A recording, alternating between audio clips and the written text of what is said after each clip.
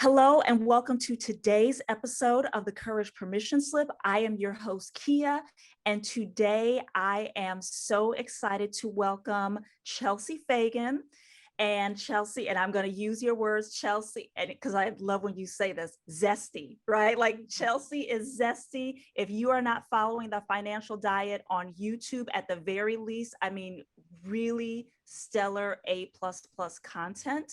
And I'm going to tell you why. Chelsea is the founder and CEO of The Financial Diet, which is a cross-platform media company and the premier digital destination for women to learn how to improve their financial situation and to talk and think about money more thoughtfully. And, Chelsea, I love that that's how you talk about this, about building financial literacy, because so many people have shame around their financial situations. And at every point in the spectrum, no matter how old you are or just as you're getting started, the stories that we have been told about money, the beliefs that we have about money, and how that impacts how we move through adulthood. So I really love that is the platform that you have built and continue to build. So welcome. Thank you. Thank you for having me. Yes, absolutely. And so to that point, I know that you started the financial diet. It really started as a blog, as you're self-described, about how you were a hot mess about money in the early part of your adulthood. And so I would love to hear about your journey from that to where you are right now and what you're doing right now. Sure. Yeah. So, as you say, I started as my personal Tumblr in 2014 because I wanted a level of accountability with improving my relationship with money. I had always, had a lot of both emotional and sort of practical problems with money. So I started it to give myself that accountability. And it really grew out from there. My co-founder, who was a designer at an ad agency, reached out to me a couple days into writing it and said, I really love this idea. I'd love to design it for my portfolio. She didn't love her job either. So she joined on really early. And it just very quickly snowballed. And that January of the following year, my co-founder and I left our jobs to pursue TFD full time. Wow. And I would just love to dive into that because one, and I'm willing to bet, and you correct me, but when you started your blog, when you started your Tumblr of talking about, financial pieces in your life, you didn't expect it to become what it is right now and what it's continuing to evolve into. Not at all. No, I had no aspirations to own my own business or anything like that. And so I'm curious, as you and your co-founder started this, like what fears did you have to overcome? What messages, either internally or from other people, did you have to combat to keep moving forward? In terms of building the business or in terms Yes. of my own? Okay, so in terms of building the business, I think the biggest struggle at the beginning is ultimately just a lack of validation. I mean, for most of us professionally, the primary vector of validation is going to be compensation. And when you are just starting a business, you don't really earn much money. We weren't earning much money. My co-founder and I, we earned a couple $1,000. I think we took home a couple $1,000 each that first year. I think the second or third year we were taking, maybe up to $25,000 a year home as a salary. But most of the money had to go back into the business. So we didn't have that center of validation financially. And then, when you're small, you're constantly having to make a case for yourself everywhere you go. And, you're really, when you don't have that leverage, when you don't have, the ability to be selective or anything like that, people can, potential clients, partners, et cetera, they can feel it. So you do feel like you're always walking a really uphill battle, and you feel like you have to establish your value kind of from zero each time. Mm. So those are things that we really had to combat. I mean, even in our personal lives, our families didn't really understand what we were doing. They thought it was really, and it was really risky. And it's also, when you add to it the fact that we were working on the internet, which is, up until the book, an intangible digital Mhm. product. It's not something you can hold in your hands. That, I think, makes it even all that much more difficult for people to understand. So really, kind of every day asserting your own value was the most important thing. And that's where having a partner was very helpful, because we were able to validate each other and to appreciate each other's work. But that was very difficult for the first several years. Mm. And how did you build up your courage and your confidence as you were going in and having these conversations, knowing that, one, you had to build your own value proposition because you didn't have the traditional marker of value? How did you build the courage to keep moving forward? You know, I've always been a pretty daring person, in the sense of, like, I've never really had a huge problem taking risks in my life. Mm. I've taken a lot of other types of risks, and was used to the feeling of potential failure. And I think part of what kind of naturally builds that courage in a professional context is, early on, pretty much inevitably, you are going to have some very serious rejections, some very serious failures and mistakes. I mean, our first book deal, when we sold the TFD book, I think 5 years ago now, at the time, it was the biggest thing we'd done. We initially sold it for, I think it was $125,000 for the advance. Mhm.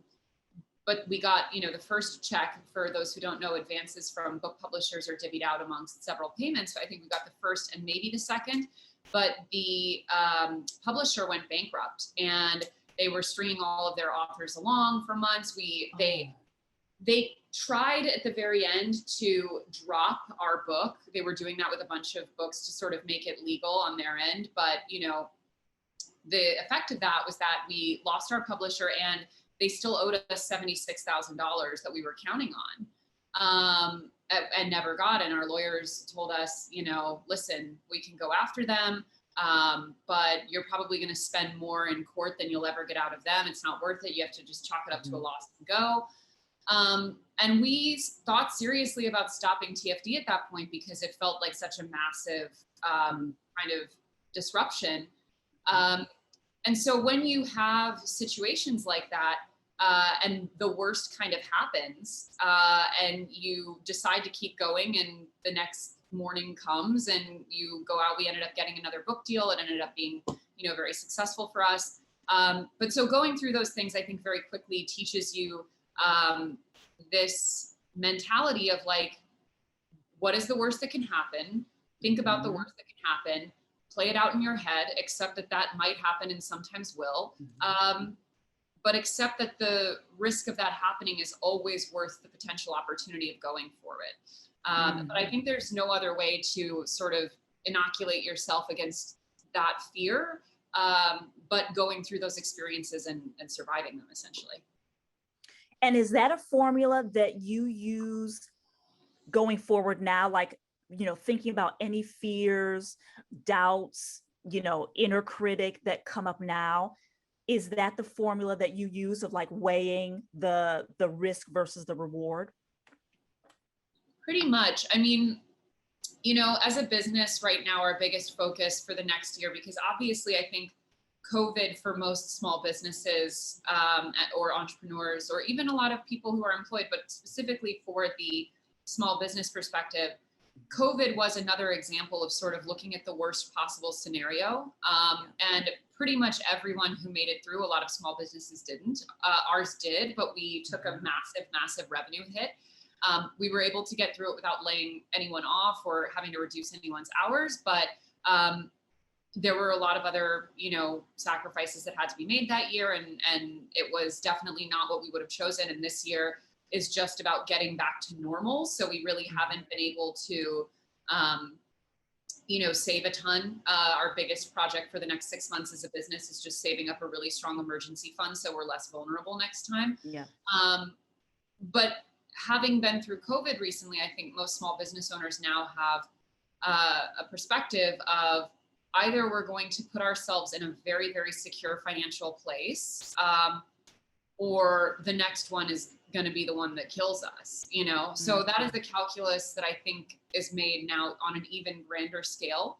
And again, we happen to be lucky. I mean, the fact that we were a digital only business or digital first, we do some physical stuff, but the fact that we were digital only, it used to be a hindrance to us making our case to people. And it's ultimately what saved us during COVID, because the fact that we didn't have, people didn't have to be in person to engage with what we do, ended up saving us. But who knows, the next one could be the opposite.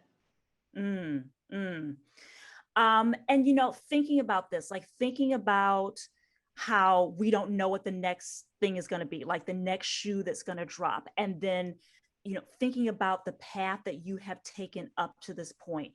Someone who's listening to this could feel like that's not possible for me. Like it seems like Chelsea everything just worked out for her. And when you think back over your story, and, would you describe yourself as being courageous, or would you say that you just, you did what you needed to do? Yeah, I mean, I think I would probably consider myself a courageous person in the sense that, like, fear is usually not a factor in what holds me back from things.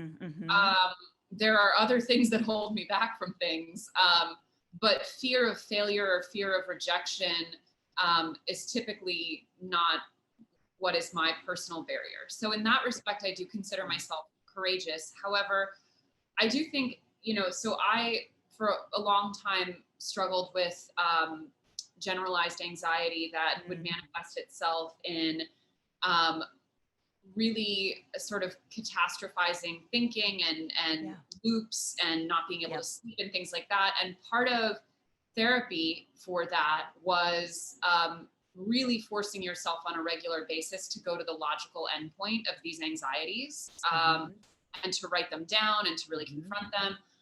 In my case, also really thinking very sort of proactively about death, which sounds crazy maybe, but thinking about these things, because for a lot of people who have anxiety or who struggle with some of this stuff, what is the greatest possible fear? What's the worst thing that could happen? Well, any of us could not be here tomorrow. So really going to the logical endpoint of all of those fears and confronting yourself with them on a regular basis.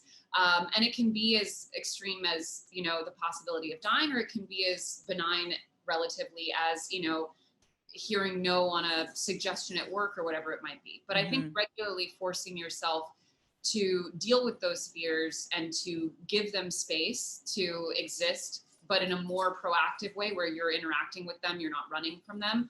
I think that is something that can be learned.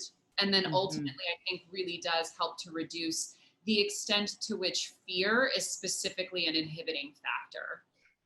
Well, and so the premise of this show is, because this comes out of a lot of the coaching conversations that I had, and you nailed two of them: the fear of failure, the fear of rejection.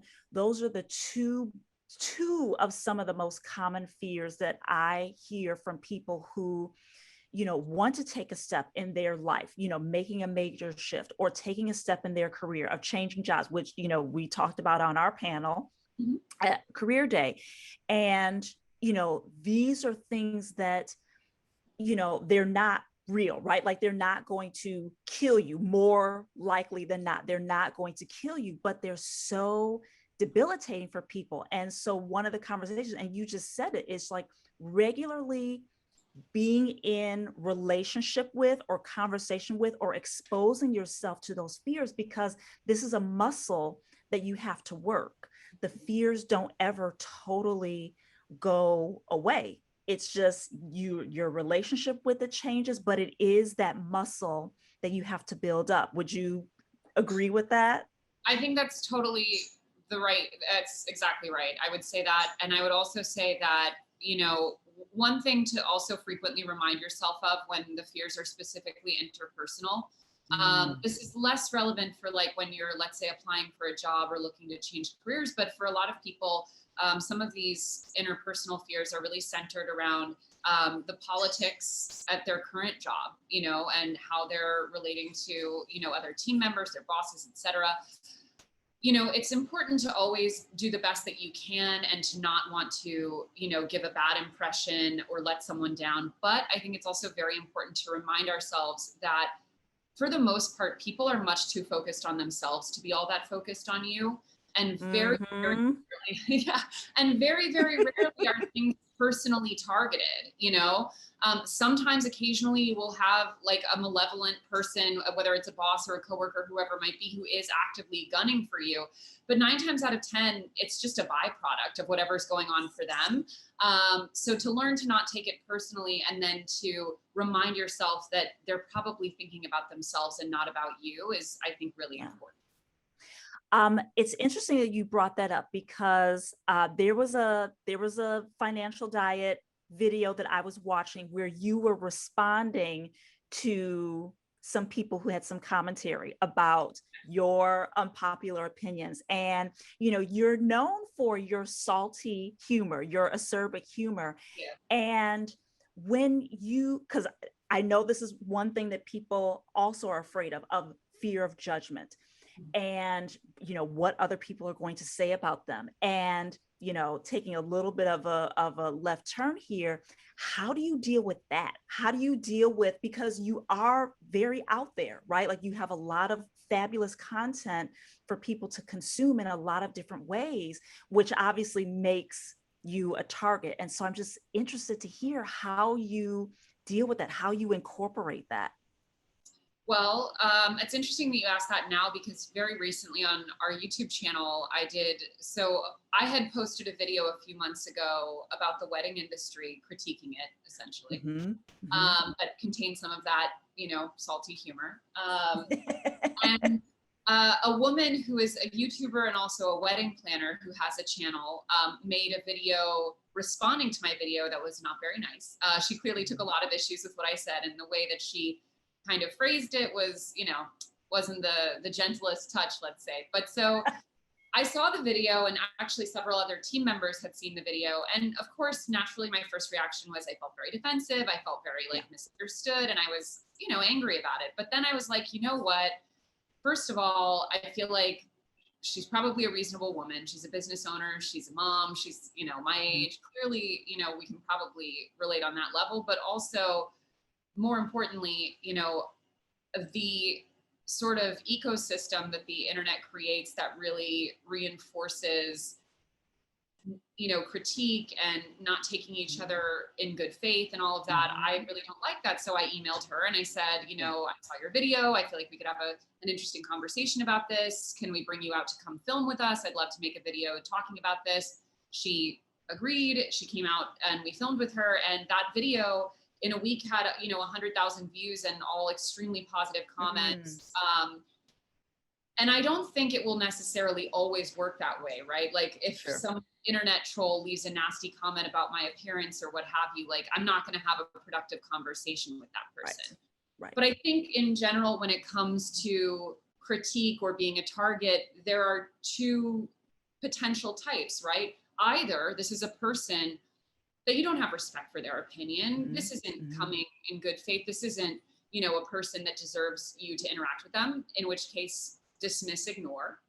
Or it's someone who maybe has a valid criticism, or with whom you maybe want to, who you might want to learn from, or what have you. In which case, in my opinion, it is always, always better to reach out, to acknowledge, to, maybe learn something. I think we often tend to couch all criticism as like, people are just, they're haters or whatever. Right. Some of them are, but some of them have valid criticisms, or some of them might be additive to, your growth. So I think learning which category they fall in, and then not being afraid to really engage with what might be valid criticism, is helpful. Yeah. Yeah.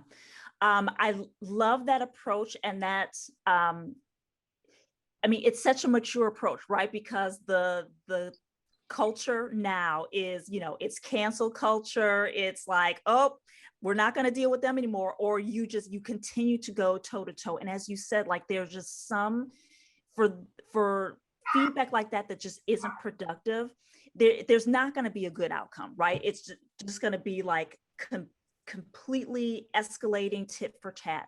But I really love that approach. And I think, for those of you that are watching or listening, like take a beat, right? Like just as you said, like she's probably a reasonable person. So consider what else could be true here, right? And try to bring the temperature down instead of ratcheting up, because at the end of the day, we're all still human beings. And no matter how far on the other end of the spectrum you are from someone, there's still a high chance that you want the same things as that person. It's just the way that everyone's going about it is different. I totally agree with that. Yeah.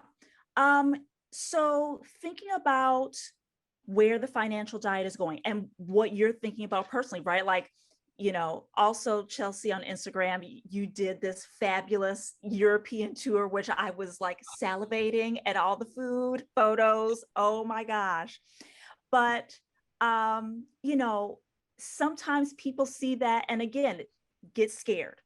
And thinking about what is ahead for you, whether personally or professionally, is there something that you're needing to give yourself permission to step out of your comfort zone, to like get to a new level or a new place?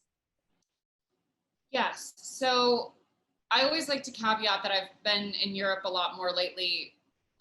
Obviously, I'm not going to complain about it, but No. I'm not. But the animating factor is that my husband, who's French, has had immigration trouble. So he hasn't been able to live in the country the past 14 years. So we've been going back and forth. It's a lot nicer for me than it is for him because I still get to live in our home most of the time, whereas he has to live like at his parents' house or in a, a really crappy hotel or whatever. So,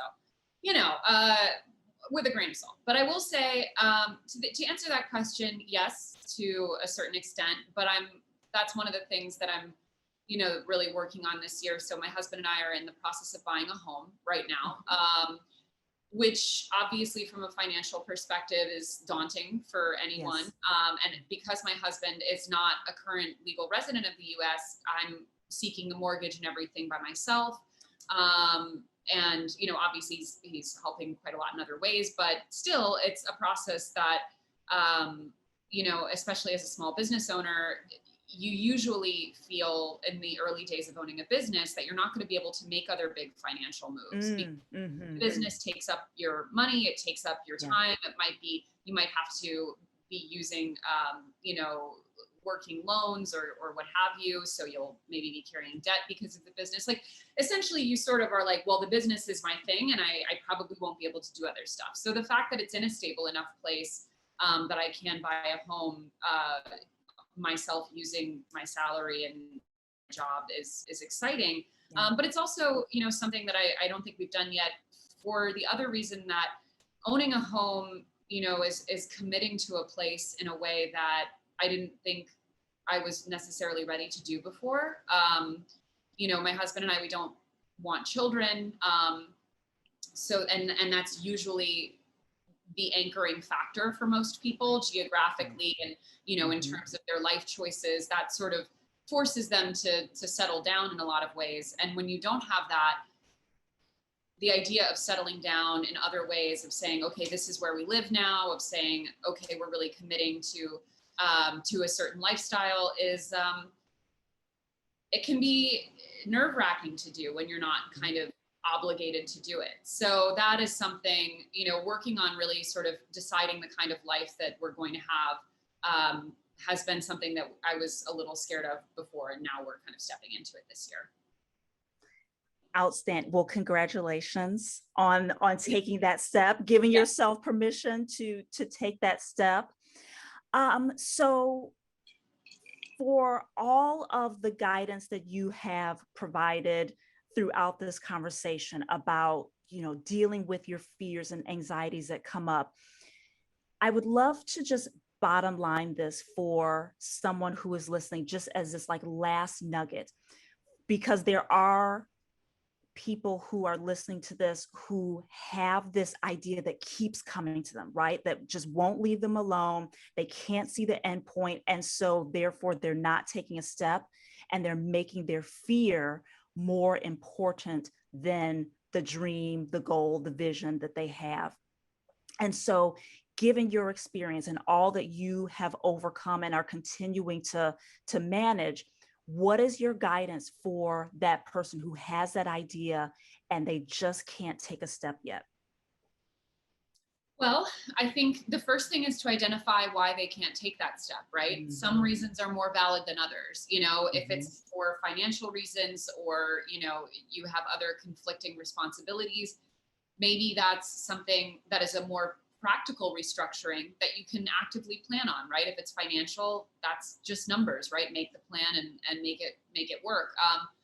If it's more psychological, I think it's also important to find out, really check in with yourself.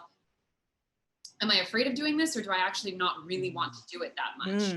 Because Mm-hmm. sometimes I think we honestly don't want things as much as we think we do. We like the idea of them, but the practical reality of them, it's a lot. It's not something that's really calling us to the same extent. And then lastly, I feel like when you do understand what the reason is, if it's just pure fear, and if it is something that you really, really want to go for, I think one of the best ways to sort of start yourself on that path is to bring someone else into it. Make yourself accountable to them in some way. You Mm-hmm. know, Mm-hmm.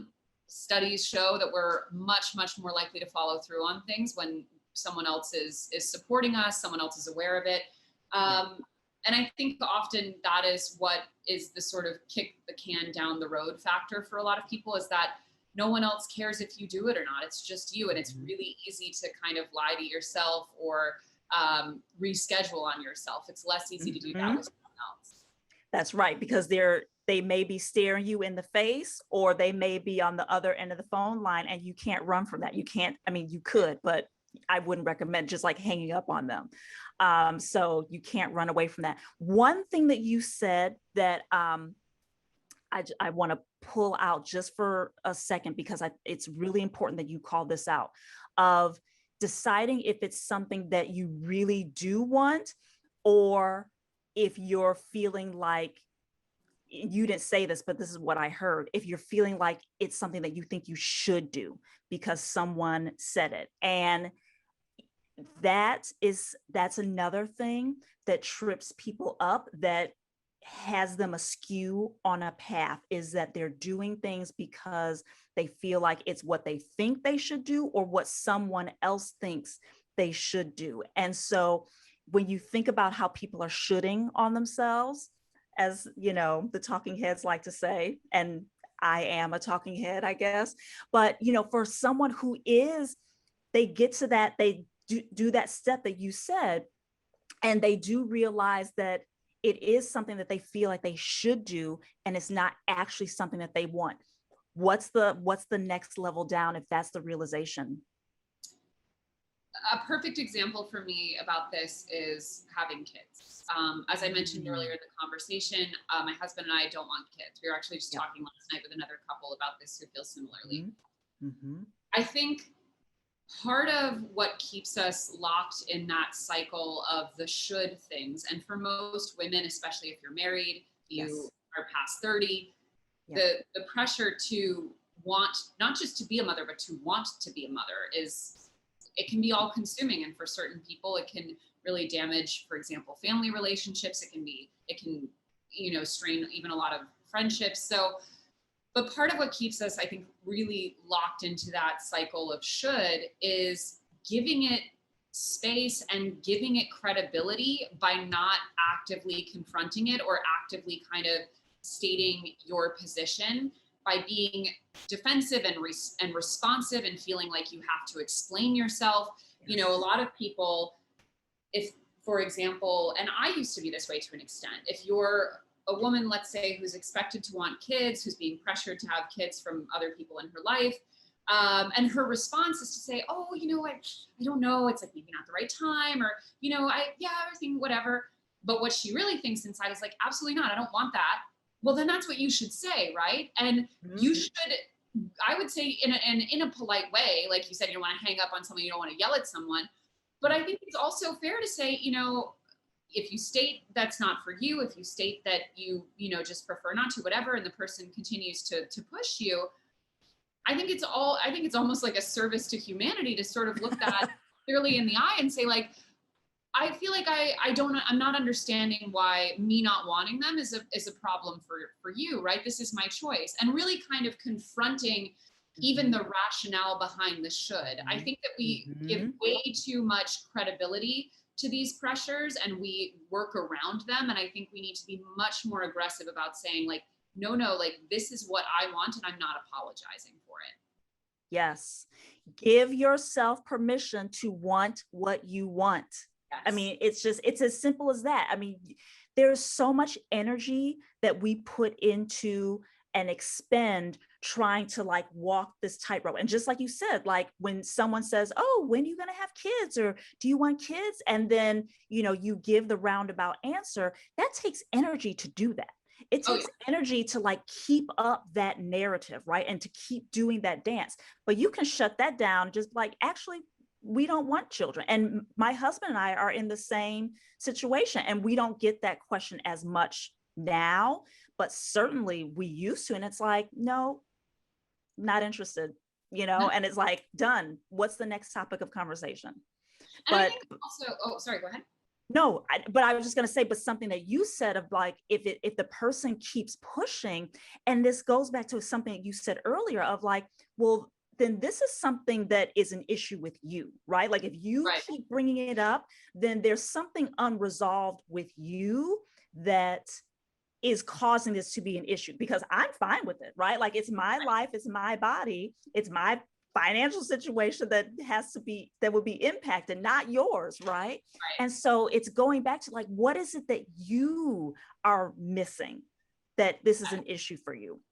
Totally. And I think it's also important to go out of your way to find people who are living those life choices without apology, Yes. you know? Yes. And similarly, on the other hand, my sister is 25 years old and she's a full-time stay-at-home mom, Mm-hmm. so she's also Mm-hmm. someone who is living a life and making choices that a lot of people don't always approve of, or that she doesn't Right. see a ton of models for in her life.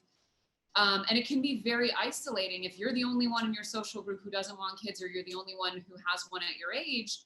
In both cases, you need to go out of your way to find people who are modeling the life that is the one that feels right to you, because it's completely natural and human to feel defensive and negatively Yeah. about your life choices if you don't see it modeled anywhere. Yes. um, but I do think, I've reached a place with it in my own life where I feel, even though there are people in my life for whom it is still clearly a disappointment and, a source of sadness and a source of tension or what have you, that is all theirs. I Yes. do not take it on in any capacity. But what I see a lot of people around me, and with many, many life choices, this could be your sexuality, this could be your profession, this could be anything. I see a lot of people who take that on from the people around them and make it theirs. And I think it's so important to remind ourselves, if someone feels a certain way about this, but you feel good, that is entirely theirs and it is not yours to take on or touch. Ooh. Sunday sermon coming at you from Chelsea Fagan. Yes. And I mean, and we could go on ad infinitum about that, but I'm going to leave that because it's theirs. It's Yeah. theirs. This is something that you have to deal with. I'm fine. I'm Yeah. fine. Chelsea, thank you so much for being a part of this conversation. I'm so glad. I had such a good time on the panel with you that I was like, I would love to have a conversation with Thank her one-on-one. you. So I'm so thankful that you were open to joining me here. Where can people learn more about you and what you're doing and the financial diet? Well, thank you, first of all, for having me. It was so fun. And thank you for being on our panel. I love that too. Yeah. Just look up The Financial Diet. We're on YouTube, we're on Instagram, we're even on TikTok now. We have a website, we have a book, like Oh. we're everywhere. So just Financial Diet. Yeah. Google the financial diet. Yes. And I'll put all of this in the show notes too, so people can easily link up. Great. Chelsea, again, thank you so much. And thank you all for watching and following along. And until the next time, we'll see you on the Courage Permission Slip.